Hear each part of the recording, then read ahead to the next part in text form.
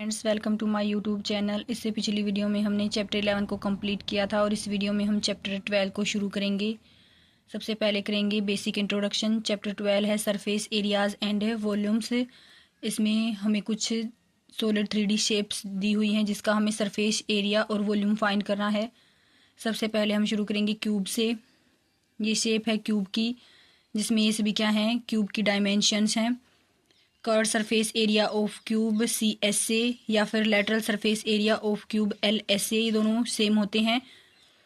और curve surface area या फिर lateral surface area of cube क्या होता है, 4A स्क्वायर, क्योंकि क्यूब के 6 फेसेस होते हैं। और कर्व सरफेस एरिया फाइंड करते समय हम टॉप और बॉटम फेस को इंक्लूड नहीं करते, इसलिए इसका एरिया होता है 4A square. Total surface area of cube TSA, ये क्या होता है, 6A स्क्वायर, क्योंकि इसमें हम 6 फेसेस को इंक्लूड करते हैं, इसलिए इसका टोटल सरफेस एरिया हो जाएगा 6A स्क्वायर।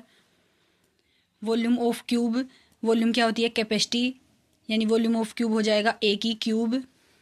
नेक्स्ट है क्यूबॉइड। ये है क्यूबॉइड की शेप, जिसमें L है लेंथ, B है ब्रेड्थ, H है height. Curved surface area of cuboid या फिर lateral surface area of cuboid का फॉर्मूला होता है 2H into L plus B, और L और B क्या है, लेंथ और ब्रेड्थ, और H है हाइट। कर्व्ड सरफेस एरिया या लेटरल सरफेस एरिया फाइंड करते समय हम टॉप और बॉटम पार्ट को इंक्लूड नहीं करते, इसलिए इसका एरिया होता है 2H into L plus B। Total surface area of cuboid या TSA क्या होता, इसका फॉर्मूला होता है 2 length into breadth plus breadth into height plus height into length, क्योंकि इसमें हम टॉप और बॉटम पार्ट को भी इंक्लूड करते हैं। वॉल्यूम ऑफ क्यूबॉइड, और वॉल्यूम क्या होती है, कैपेसिटी। वॉल्यूम ऑफ क्यूबॉइड का फॉर्मूला होता है length into breadth into height. Next है सिलेंडर। ये होती है सिलेंडर की शेप, जिसमें R है रेडियस, H है हाइट। और यदि हम टॉप सर्कुलर पार्ट और बॉटम सर्कुलर पार्ट का एरिया फाइंड करना चाहते हैं तो उसका फॉर्मूला होता है πr स्क्वायर।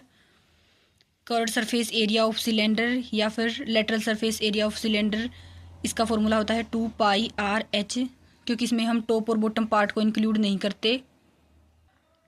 नेक्स्ट है total surface area of cylinder. Cylinder का टोटल सरफेस एरिया क्या होता है, इसमें हम टॉप और बॉटम पार्ट को भी इंक्लूड करते हैं, इसलिए इसका फॉर्मूला होता है 2πr plus h। Volume of cylinder, इसका फॉर्मूला होता है πr स्क्वायर h। नेक्स्ट है कोन। ये होती है कोन की शेप, जिसमें H है हाइट, R है रेडियस और L है slant height. Curved surface area of कोन या फिर lateral surface area of cone, इसका फॉर्मूला होता है πrl, और L क्या होता है इसमें, स्लांट हाइट। और यदि हम इसके सर्कुलर पार्ट का एरिया फाइंड करना चाहते हैं तो उसका फॉर्मूला होता है πr square. Total surface area of cone, इसका फॉर्मूला होता है πr into L plus R, और R है रेडियस, L है स्लांट हाइट। स्लांट हाइट का फॉर्मूला होता है L equal to √h square plus R square, और इसे हम पाइथागोरस थ्योरम का यूज़ करके भी फाइंड कर सकते हैं, क्योंकि परपेंडिकुलर और रेडियस बनाते हैं 90 डिग्री का एंगल, इसलिए हम इसमें पाइथागोरस थ्योरम का यूज़ भी कर सकते हैं, जिसमें L है हाइपोटेनस, H है परपेंडिकुलर, R है बेस। तो ये हो जाएगा L का स्क्वायर इक्वल टू H का स्क्वायर प्लस R का स्क्वायर। दोनों तरफ स्क्वायर रूट करेंगे तो √L का square equal to √h square plus R square, इसमें स्क्वायर से रूट कैंसिल हो जाएगा तो L की वैल्यू हो जाएगी √h square plus R square. इसे हम डायरेक्ट भी याद कर सकते हैं, स्लांट हाइट यानी L का फॉर्मूला होता है √h square plus R square, और वॉल्यूम ऑफ कोन का फॉर्मूला होता है 1/3 πr स्क्वायर h। नेक्स्ट है स्पीयर। ये होती है स्पीयर की शेप, जिसमें R है रेडियस, और स्पीयर का कर्व्ड सरफेस एरिया या फिर लेटरल सरफेस एरिया नहीं होता, इसका सिर्फ सरफेस एरिया, जिसे हम टोटल सरफेस एरिया भी कह सकते हैं, वो होता है। Total surface area of sphere, इसका फॉर्मूला होता है 4πr स्क्वायर, और वॉल्यूम ऑफ स्पीयर का फॉर्मूला होता है 4/3 πr की क्यूब। नेक्स्ट है हेमिस्फीयर।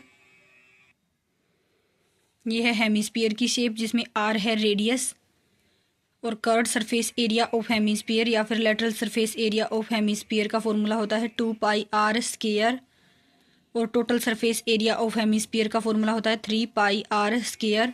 वॉल्यूम ऑफ हेमिस्फीयर का फॉर्मूला होता है 2/3πr³ जो कि वॉल्यूम ऑफ स्फीयर का हाफ होता है। वॉल्यूम ऑफ स्फीयर होती है 4/3πr³ और वॉल्यूम ऑफ हेमिस्फीयर होती है 2/3πr³ क्योंकि हेमिस्फीयर स्फीयर का आधा पार्ट होता है, इसलिए इसकी वॉल्यूम ऑफ हेमिस्फीयर भी हाफ हो जाएगी जो कि हो जाएगी 2/3πr³।